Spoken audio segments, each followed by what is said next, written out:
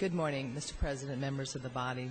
We have debated this long and hard, and it appears that there's not going to be an easy compromise. Those that are standing firm against doing something statewide want local control. Those that have local control want it done statewide. And those are issues that were sent here to the legislature for us to solve. And it's not been easy to solve, and I'm not sure that we're going to be able to solve it. When it comes to local control truly is the vote of the people. And anything less is not vote of the people, is not local control. And so we sent it to our council members. They're put in the same position that we are. And they're going to be harassed. They're going to be, they're up for election also. So they're concerned about their future positions. So if we truly want local control, it only should go back to the vote of the people that it affects the most, the people that are in the smoking bars, that are they're utilizing those places. They need to make the decision, no one else. So if we truly want local control, it goes back to the vote of the people, not council members. Local control is the people, and I support that wholeheartedly. Go back to the vote of the people, and probably nothing less. Thank you. I don't think that allowing a county board, which is representatives of the people, or a city council, which is representatives of the people, but I think that it should go to a vote of the people if we can't come to some agreement here this morning. Yes, it's been said that, you know, you don't have to go to these places that allow smoking, but why can't we go to those places? Nebraskans. And I think the key words are probably the last three words, or other Nebraskans. I see this as being, and I've said this before on the floor on debate on this issue, I see this as being the key element and difference between other legislation that we've already passed, and I would like to contrast the seatbelt law and the motorcycle helmet law to this bill. Those protected only the perpetrator of the act. The smoking ban will protect many other people who are not in a position to protect themselves, and that includes employees of establishments that allow smoking. It includes patrons of establishments that allow smoking. I see this as being an intrusion, certainly, on the personal lives of people within the state of Nebraska, but I see it being an intrusion with reason, in that we're protecting other people from the perpetrators of the act. I would like to try to bring back focus on what we're talking about here, and as many of you know, there is a motion pending that will provide for a statewide smoking ban, and if this motion is adopted, I will personally vote for it. What it does is creates a statewide ban, but then allows cities and counties in their respective jurisdictions to make the adjustments necessary so the bill will work, the ban will work in their local area. I heard Senator McDonald's comments that only a vote of the people is really local control. Well, we're not a direct democracy. We haven't been a direct democracy for over 200 years. We are a representative democracy. And for people to say that they can't withstand the pressure, somehow we've managed for 200+ years to muddle on through, despite political pressure far worse than this. If we're really dedicated to the only way a law can be passed as a vote of the people, then we have no business taking up a statewide ban in the first place. That should only occur with a statewide vote of the people. I don't think that's rational. I think we're here to make hard decisions. I will, at the proper time comes and when allowed, offer a motion that will amend this bill in a manner that allows local control to opt out, city councils or vote of the people. It will also remove the provisions that make this a crime by allowing people to remove it from their record by going through treatment, because what we're really dealing with is an addiction here. I don't know where Senator Johnson is with that, but I know Senator Fisher, will you join me in supporting a statewide ban on smoking if Local control for local cities and counties is preserved so they can adjust the law so it's enforceable in their areas. Yes, I will, Senator White. I supported Senator Mines yesterday on his proposal. I think it's important. The cities currently, through the City Council or a vote by the people on petition, have the ability to have a smoking ban in their community, and I believe that we can certainly say that they should have that same opportunity to allow smoking in certain areas in their city if we pass a state smoking ban. Thank you, Senator Fisher. The other complaint I have heard is that we will have an unacceptable patchwork. I don't think that's politically realistic. I think if you look at Senator Johnson's popularity polls of smoking, that I doubt very few, if any, city councils or counties will choose to do much in the way of exemptions, but they will have that right. And by having that right, it will make a law like this much more palatable and acceptable to the public in the state of Nebraska. If, however, ultimately we find that a patchwork of cities have made exemptions that are creating problems, there's absolutely nothing to prevent the proponents of this bill from coming back in a year or two after the laws have taken effect to say it's not working, we're having enforcement problems because of the various cities. At that point in time, we can address the problem if it ever exists, though personally I doubt that it will. Senator Karpusek, the folks back in Wilbur, would they be more understanding and acceptable of a statewide ban if they understood they had local rights to come and petition as a community to decide how the rules should be enforced in their town? I can't speak for all of them, but I would think that they would be much more favorable to something like that. I appreciate the compromises that are taking place. I encourage those, and I hope we do come up with something that would be acceptable, that we can move forward. But the one thing on local control, I think we talk about this, and I've had communities in our area, Bellevue dealt with this, and they wanted to see the state take the lead. They had their arguments, and they discussed it, I think it was a year ago, and they were looking for the legislature to take a leadership position on this issue. You heard Senator Whiteman talk about his community. I'm hearing from constituents, city council members in Papillion asking me to take leadership on this issue. So I do think there's a time, and I'm not one, of course. I've been on county board for 12 years, and I don't like the state telling you what to do in a lot of instances, but there are certain instances you do want that. So I don't think you can say one size fits all on this local control issue, because many times during these debates we're going to hear that issue. If that's the case, let's just write up everything and send it to the people to vote on it. So we shouldn't be doing that. I think here's a chance to take some leadership. We've had the discussion in committee. We're having it on floor debate. That's what we're here to do. We're going to draft a good bill. We've been changing this bill, I think, to make it a much better bill. But it needs to be consistent. It needs some consistency, and that's why I think we need to take the leadership here. If we don't do this, we're going to have petition process again. We're going to have communities fighting amongst each other, citizens coming, fighting amongst each other. I don't think that's good for Nebraska. That a smoking ban is something that the people get used to. The bars don't close. People continue to patronize the businesses that formerly allowed smoking. And it's generally been a good thing. It's also good for the health of the people of the state of Nebraska. I would encourage those people who are supporters of 395 to support this compromise amendment, because I think in the end it will allow us to get a statewide smoking ban. And my fear is that if we don't accept the compromise, if we don't accept the amendment that we'll see here in a little bit, that we'll find ourselves with no statewide smoking ban, and we will have failed the people who are calling upon us to enact a statewide smoking ban. I, as a reformed smoker, I don't like smoke.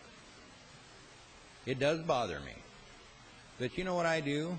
I go to the places that are where there is no smoking.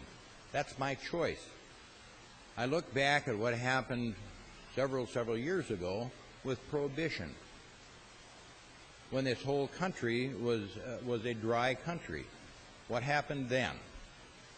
We had an influx of bootleggers that came into the state. Alcohol was there. It was dangerous.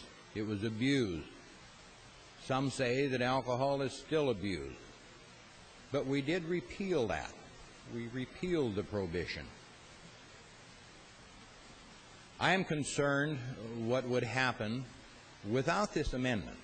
I think the amendment is good, that if we had a statewide ban on smoking, people would find a way to get around that. The opposition says, all right, then you can go somewhere else. Yes, you can, but those smaller communities, which I have quite a few of, some of the bars and restaurants allow smoking. Others segregate the lounge from the dining area, which works. The city of Omaha, they left the Keno parlors as smoking, as I understand. Can you imagine what it must be like in those Keno parlors, where all the people who want to go out and get something to eat and play Keno, the fog in there must be terrific. President, members, we have the amendment ready to be filed, and I wanted to lay out for you the procedure that we're going to be going through here with your consent in the next couple of minutes. Senator Mines, I want to credit him for working very hard on trying to bring, to the best of his ability, both sides of LB 395 to the table. Although he is not here right now, we are going to be considering an amendment that was the outgrowth of his efforts. In just a moment, Senator Johnson is going to file an amendment to FA 16, which essentially, and I'll let him describe it, and Senator White's been very involved in this. He may be the actual introducer. It's essentially going to strike everything that we've done to date, and this amendment, the Mines Compromise on general file, will be hopefully adopted and move this bill to select file. That said, I don't want to give anybody the idea that Senator Johnson's going to lay down his opposition to some of the technical changes and most specifically the opt-out provisions in the Mines Compromise, but it is my hope that we will have some time between now and select file to continue the discussions between both sides of LB 395. And it will be a new discussion on select file. I would ask that if you have your light on to move this along this morning, you consider taking it off for just a little while, listen to both sides discuss what they like about this compromise, and certainly you'll hear a few references to the fact there are things to work on. That said, it's also my understanding that those that have amendments filed to LB 395 will be withdrawing the same amendments and reoffering the same on select file. I think we're at a point on this issue where it's time to make a decision as to where we're going to go as a body. And this compromise offered by Senator Mines gives the legislature the opportunity to move this to select file in a way that the opponents are more comfortable with the direction of the policy. That said, I will sit down and listen to the discussion about the amendment that is soon to be filed to FA 16. Thank you, Mr. President. With this amendment, we will achieve a statewide smoking ban now. It preserves local control so that local jurisdictions can alter the law so it fits their circumstances and it can be effectively enforced. I urge all of the members to vote for this. If this law, this bill continues to embody the Mines Amendment, I will personally vote for it, not only now but also to advance it from select to final in reading. I thank the body for their attention to this matter. I thank Senator Mines for his work, and I thank Senator Johnson for his cooperation and courtesy throughout. President, members of the body, I always hate to follow Senator Chambers. You can't be very eloquent following what he has to say. I have not spoken on this issue, been listening intently. I find this part of the debate a very strange thing. Local option on public health, how do we do that? I don't know how you even discuss it, and I certainly will not be able to participate in the voting on this particular piece.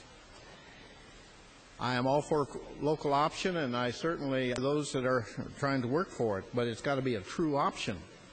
And I don't see how you have an option on health. I certainly do not trust the town council to represent local option. Seen too many of those. A town council is going to be under the influence of a major local bar, especially if they're near a large city, in order to draw some business. That is not a health decision. City councils are regularly contacting us asking that it not be local option, starting with Omaha. Before they adopted this, they asked us to adopt a statewide ban. They asked us during their deliberation. They made it very clear that they knew that the public of Omaha wanted a ban, but they had reasons to be fearful of making that decision.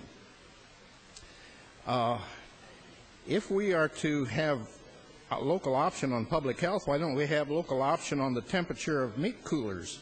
Put that up to a vote. You know, you'll talk about state mandates. That's statewide. That's a mandate. You're supposed to have your locker and cooler in a restaurant at a particular temperature. I can imagine a lot of restaurant owners would fuss with that. Say, well, I think it'd be better 6 degrees higher. It would age the meat better or something. You know, we are very creative people, and we can come up with all kinds of excuses for our opinion. There's a possibility of having local option on clean water, if that's what we want to do. You know, most of the cities are not going to pollute because we say they ought not to pollute. But let's make that a local option so that some village out here says, well, we can pollute, and they're the one town on this stream that pollutes, but it's a local option, as though that doesn't affect somebody else, or as though that's something that can be up to a vote. Again, I do not understand how we can seriously talk about local option when it's a matter of health. The evidence is extremely clear. There's no debate. I haven't heard a bit of debate about that. It is a question of whether or not we take our stand with our people. I will oppose the so-called local option. I will favor moving it on to select. Thank you. Thank you, Mr. President and others. Thank you, Senator Chambers. I thought it's ironic we mentioned about property, we mentioned about cigarettes, and we tax cigarettes. And what do we use that money for? We heard it this morning. Education. So let's use that cigarette money for education and educate others. But I'm just going to talk a little bit here, and I support this amendment to the bill, even though I have trouble with it, but I'll support this amendment. And thank you, Mr. President. Under number 2, the act would become effective June 1st, 2008. Why the delay? Well, a couple of reasons. Primarily so that city councils can review the law, find time, build a consensus, and see what they should do. And normally, if we pass a statute, it becomes law 90 days after session. Is that correct? I think so.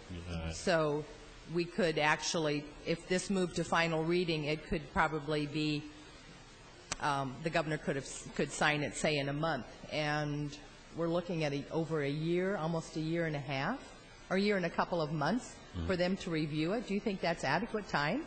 I think it's adequate time. I guess I disagree with Senator White. I think waiting till June 1st, 2008 is more than enough time. And what happens is they have the opportunity to opt out before it even goes into effect. And I think that disputes the whole reason for the statewide smoking ban. I think this is a smokescreen to allow them to opt out before it ever goes into effect. I'm going to give the rest of my time to Senator Chambers. And members of the legislature, this has gotten to the point and it usually does for the amount of time that we put into these issues, particular issues. It's gotten to the point where we have an opportunity to create a very viable mess, and not to imply that AMD 593 is a mess, that amendment to FA 16, but I think we always have to step back and ask ourselves, why have we gotten to this point? Why have we gotten to this point where we're talking about local opt-outs?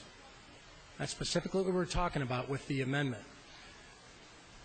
When I sat on Judiciary Committee, we had folks come in and testify and brag to the committee and then run off and brag to the newspapers about how the legislature didn't have the guts to deal with the smoking issue, so we as a community have dealt with it. I'm going to tell you who those people were, but it happened more than once.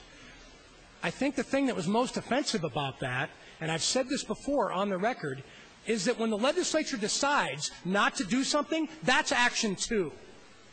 That is action. I've said that twice. I'll say it 3 times. I'll say it 10 times. When we decide not to implement something, that is action by a 49-person body. Make no mistake about that. Have somebody come up to one of you out on this floor and tell you after the 2 days that you've put in here that you haven't done anything. That is offensive. Here's where this is leading. LB 395 and AMD 593 are in a lot of ways total contrast. We are either taking the bull by the horns as far as statewide public policy, or we're not. And now, for years, I always came to the conclusion, and maybe it was my own conclusion based on the limited knowledge that I chose to try to gain from the subject matter, but I always came to the conclusion that in this environment, when you're talking about smoking, the free market could drive this type of behavior. The free market would say, you could walk in and tell somebody, look, I don't like to smoke in here. Next thing you know, the proprietor's saying, I'm losing business. But we're past that. When Lincoln and Omaha decided to go about things and take their proverbial bull by the horns and do what they needed to do, as far as what they felt like they needed to do anyway, they claim they did it because of our inaction. I laughed at them, and I said, what you don't understand is our inaction is action. And until you come into this body and deal with that, you don't get it. So here's what I'd say about AMD 593. It is action. So is LB 395. That's action. We're making some public policy for the entire state. But if this amendment and this bill don't pass, that's action too. You know what kind of message we're sending? Why even have AMD 593? That's my point. 1 minute. If AMD 593 passes, if we adopt that to 395, why pass a bill? Because Lincoln and Omaha have already taken action, and other cities will. Why pass this bill if this amendment gets adopted? And I know some of you know me, you're going to find that very strange, that I'm talking about an amendment like 593 and saying, I don't like it. Well, it's like that clown that I talked about when my daughter came home and told me that joke. This amendment tastes funny. It tastes very funny because it doesn't. I'm not sure it does a thing, and maybe that's what the opponents want. I don't like LB 395, but I think we're in a position, unfortunately, that we're going to have to deal with this subject matter. If not now, next year. If not next year, the year after. But LB 395 shouldn't succeed if we adopt AMD 593. Time. Because that's the inaction that I'm talking about in the end. Thank you, Mr. President. 93. The question is, shall the amendment to the committee amendment, LB 395, be adopted? All those in favor vote yea. All those opposed vote nay. 28 ayes, 4 nays, Mr. President, on the adoption of the amendment to the committee minutes. The amendment is adopted.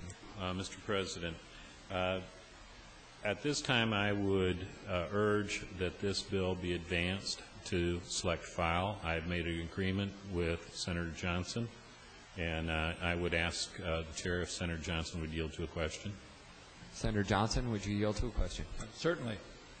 Senator Johnson, do you agree that at this point the bill is in the shape that we have discussed and should be advanced to select file per the negotiation? Yes, sir. We do have that agreement to advance to select file and work to resolve our differences, particularly regarding the votes and so on that we've talked about here this morning. I thereby urge the members of the body to vote to advance the bill to select file. Thank you, Mr. President. Thank you, Senator White. Mr. President, members of the legislature, it's been an interesting morning with a lot of maneuvering going on. I think one of the things I should tell you is where we're at here. And what FA-16 is really kind of a cleanup part of the originally divided portions that we took over on the first day or so that this bill came into being on this floor. Let me just tell you what it is again, is it makes it so that it's about the symbolism, the no smoking signs, that type of thing, which I think we would all be in agreement on its own. I don't believe that anyone spoke to the contrary about this, and it was used as a vehicle for the compromise that Senator White and myself and others have come to an agreement on. And again, I think if we're going to thank anyone this morning, we should thank the hard work of Senator Flood. Our Speaker has worked very diligently to get us to a point where at least we can advance to a select file, and so personally want to thank him for that, and I'm sure the others would as well. With that, I would ask that we advance FA-16. Thank you.